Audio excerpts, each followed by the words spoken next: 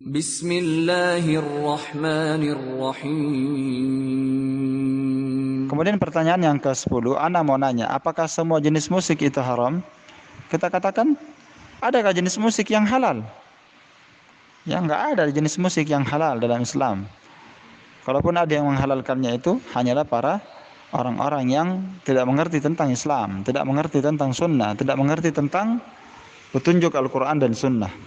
Dan memang di akhir zaman akan ada yang menghalalkan musik berdasarkan sabda Rasulullah sallallahu alaihi wasallam, la yakunanna min ummati aqwamun yastahilluna al-hirra wal harari wal harir wal khamri ya wal khamra wal ma'azif. Sungguh kata Nabi SAW, akan ada segolongan dari umatku, akan ada nanti di akhir zaman. Di zaman kita ini sudah banyak. Sungguh akan ada sekelompok dari umatku yang akan menghalalkan zina. Dia menghalalkan sutra. Sutra ini kain sutra haram bagi laki-laki, boleh bagi perempuan. Ya, wal khamar, dan akan ada yang menghalalkan khamar, menganggap khamar itu adalah perkara yang halal, perkara yang dibolehkan. Wal ma'azif, dan akan ada yang menghalalkan alat-alat musik. Iya, ini dalil dari sunnah Rasul sallallahu alaihi wasallam. Iya, hadisnya riwayat Al-Bukhari.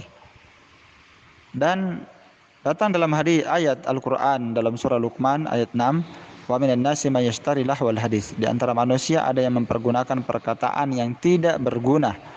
Untuk apa? Liyudilla an sabilillah, untuk menyesatkan manusia dari jalan Allah. Wa yattakhidaha huzwa, dan menjadikan jalan Allah Ta'ala itu sebagai bahan ejekan, olok-olokan. Ulaika lahum adzabun muhin, mereka kelak pada hari kiamat akan mendapatkan azab yang menghinakan. Maka makna ayat ini bahwa di antara manusia ada yang mempergunakan perkataan yang tidak berguna.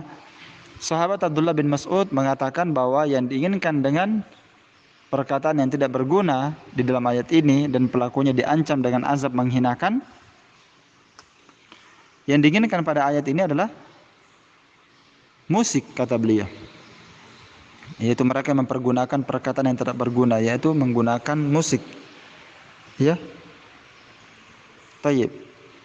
Dan beliau bahkan bersumpah dan mengulangi perkataannya sebanyak 3 kali. Sahabat Abdullah bin Mas'ud untuk memastikan bahwa yang diinginkan pada ayat ini bahwa segolongan di antara manusia ada yang menggunakan perkataan yang tidak berguna, yaitu permainan musik, ya.